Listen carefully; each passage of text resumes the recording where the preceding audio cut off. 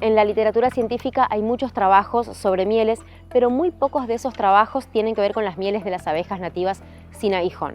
¿Por qué es importante estudiar esta miel? Porque tiene una microbiota única. Allí hay compuestos químicos como bacterias lácticas que son de interés para la salud.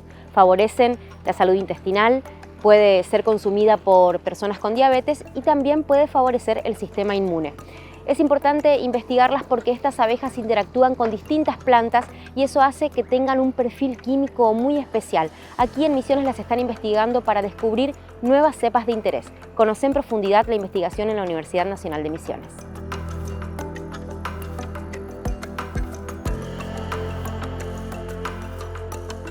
Yo empecé a estudiar hace mucho tiempo la miel de abeja sin aguijón, que a diferencia de la miel de Apis mellifera tiene un alto contenido de agua. Y eso hace que se vuelva un ambiente más ameno para las bacterias y puedan crecer y puedan fermentar esos azúcares.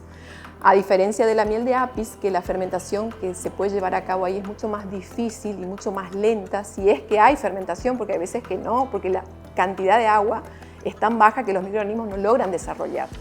Si bien están vivos o están activos, crecen muy despacio. En cambio, en la miel de abejas sin aguijón, que tiene mucho más contenido de agua y va a depender de la especie, tiene más o menos cantidad de agua, sí pueden crecer y sí pueden fermentar y transformar esos azúcares y acidificar esa miel. Las mieles en general son fermentadas porque la palabra fermentación se refiere a la descomposición de azúcares. Y como la miel es un alimento rico en azúcares, lo que logran hacer los microorganismos es transformar esos azúcares. Y esa transformación de los azúcares a ácidos se denomina fermentación. Si hubiese sido un alimento proteico, ya sería una putrefacción. Pero en este caso, como está rico en azúcares, es una fermentación. Nosotros, como estamos haciendo investigación, queremos saber siempre el origen, de dónde viene y estar seguros de que la miel que estamos estudiando viene de una colmena de melipona y que está correctamente identificada.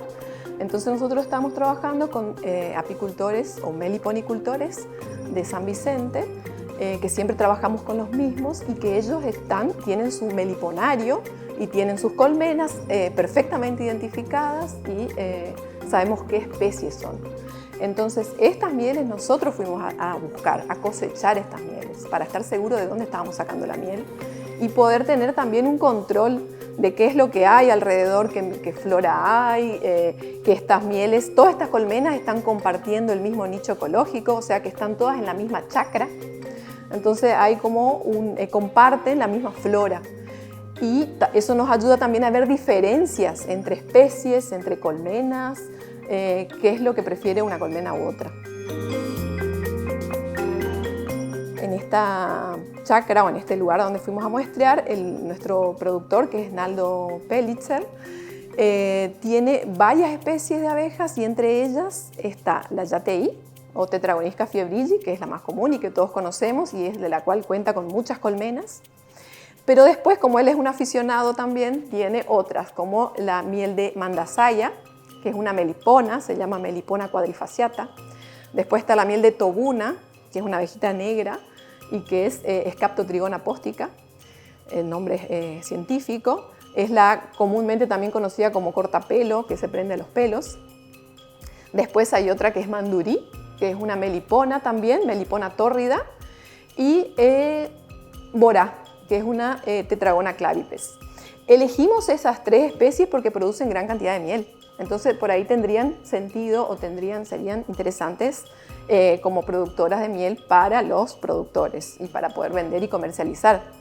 Porque después Naldo cuenta con otras meliponas o otras abejas que tienen más importancia en lo que es polinización porque producen muy poca miel. Entonces no serían atractivas desde el punto de vista de la producción de miel. Si bien es interesante estudiar estas mieles desde un punto de vista farmacológico, nosotros empezamos por estas.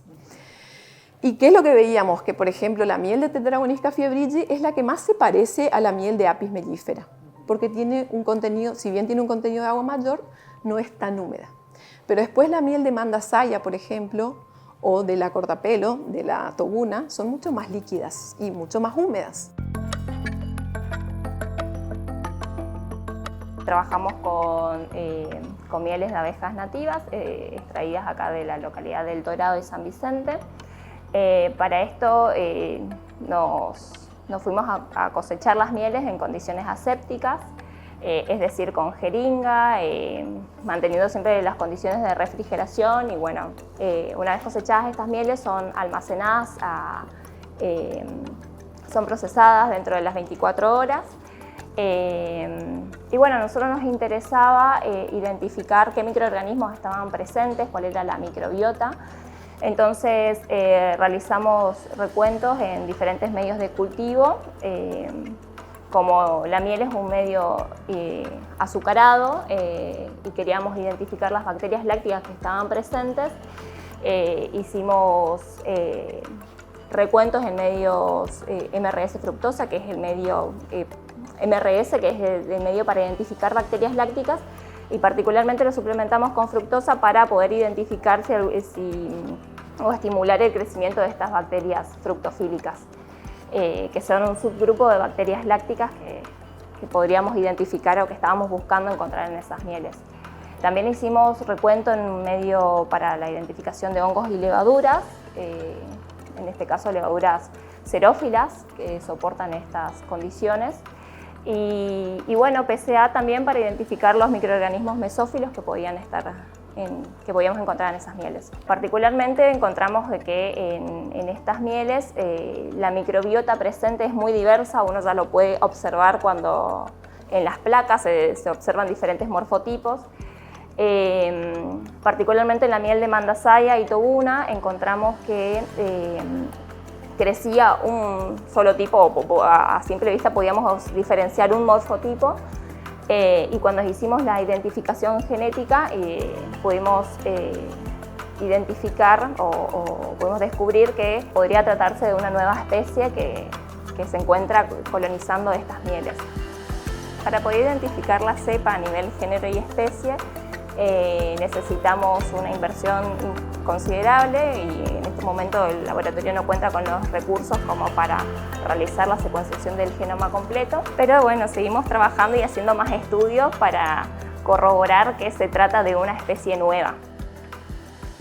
Andrea Dalañol comenzó a investigar a las mieles de abejas sin aguijón en 2013. El enfoque en un principio fue en la seguridad alimentaria, pero a medida que iba investigando se fue especializando y conociendo estas bacterias lácticas presentes en las mieles. Pudo viajar a Polonia, hacer estudios importantes para seguir investigando y hoy conformó un equipo con el que siguen intentando descubrir nuevas cepas bacterianas en estas mieles.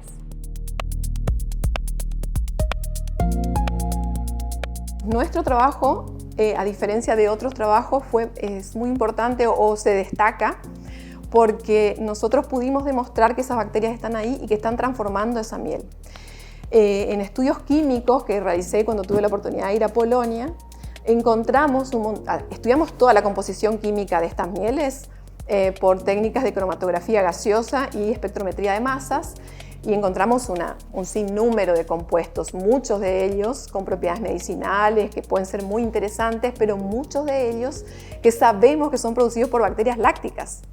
Y eso nos permitió corroborar que las bacterias que habíamos aislado y el número alto de bacterias que estaban adentro estaban metabolizando la miel y estaban liberando compuestos de interés para la miel. De hecho, estas bacterias lácticas son bacterias fructofílicas, se denominan, son un grupo pequeño dentro de las bacterias lácticas y son diferentes de las bacterias del yogur porque tienen la capacidad de utilizar la fructosa que está en la miel y de hecho la prefieren a la fructosa antes que la glucosa, que es otro azúcar importante también, y que se diferencian por eso mismo. Y al poder fermentar la fructosa compiten con otras bacterias y pueden prosperar en este ambiente. Pero ¿qué es lo interesante también que hacen con la fructosa? La metabolizan y la transforman en manitol. El manitol es un alcohol, pero que tiene un comportamiento como un azúcar, es relativamente dulce y es interesante porque es un compuesto osmóticamente activo. Al ser un compuesto osmóticamente activo, se utiliza mucho en clínica, es un diurético natural. Estas bacterias transforman la fructosa en manitol y de esta manera logran también mantener su equilibrio osmótico y gracias a eso pueden crecer en la miel. Porque no cualquier microorganismo puede crecer en la miel, si bien tiene más humedad, etc., Un microorganismo que no está adaptado a este ambiente no crece ahí. Estas bacterias logran hacer eso, o sea, tienen esa estrategia han optimizado la vía metabólica de la fructosa, que también les permite a ellas, voy a hablar en términos más científicos que por ahí la gente en general no lo va a entender, pero les permite a ellas mantener su balance redox o su estado redox, pero también le permite mantener su homeostasis intracelular y de esta manera no morirse en este ambiente y poder multiplicarse. Entonces el manitol es muy interesante y desde el punto de vista médico el manitol es importante porque tiene un índice glicémico 0 o nulo. Entonces, si una persona es diabética, podría consumirlo sin problema. Después, otro metabolito que encontramos cuando analizamos las mieles de Polonia es el indol láctico, o ILA, se denomina, y es un compuesto también que tiene que ver con la diabetes, porque, o sea, cuando uno habla con los productores en el interior, ellos dicen que estas mieles tienen propiedades antidiabéticas o que los diabéticos pueden consumirlo y les hace bien. Entonces, hay una paradoja ahí. La miel tiene un montón de azúcar. Los diabéticos no pueden consumir azúcar, pero esta miel tiene propiedades antidiabéticas. Entonces, ¿cómo es? ¿Qué pasa? Entonces, puede ser que tenga mucho manitol. Entonces, que todavía tenemos que determinar las concentraciones de manitol que tiene. Nosotros identificamos un compuesto, o sea, todos los compuestos que hay ahí, pero me falta identificar las concentraciones que estamos logrando. Fue muy importante haber podido ir a Polonia y haber podido estudiar con uno que para mí es uno de las personas o de los científicos que más conoce de la metodología, que es la cromatografía de gases, acoplada a espectrometría de masas. Y de todo lo que tiene un compendio gigante, Valery Isidorov es el científico con el cual trabajé, tiene un compendio gigante de no sé cuántas páginas, tiene miles de páginas, donde tiene identificados numerosos sin número de compuestos provenientes de vegetales en ese compendio. Entonces maneja perfectamente todo lo que es la metodología esta, porque cuando uno analiza una miel por espectrometría de masas, gases acoplado a masa, uno se encuentra con los resultados que uno encuentra allí son de 100 o 200 compuestos químicos por cada muestra. Y la identificación de estos compuestos químicos es muy difícil y si bien uno compara con librerías, porque ¿qué pasa? Cada compuesto químico tiene una estructura o un espectro, que es una silueta, por decir, o una huella digital, que uno compara con la literatura o compara con bibliotecas que están publicadas y que te sirven para poder identificar. Pero muchas veces estas huellas o estas siluetas no son idénticas y uno tiene que estar seguro de qué compuesto es, si eso no es ese compuesto, o si uno puede decir que tal compuesto es de la familia de estos compuestos porque identifica un patrón específico, etc.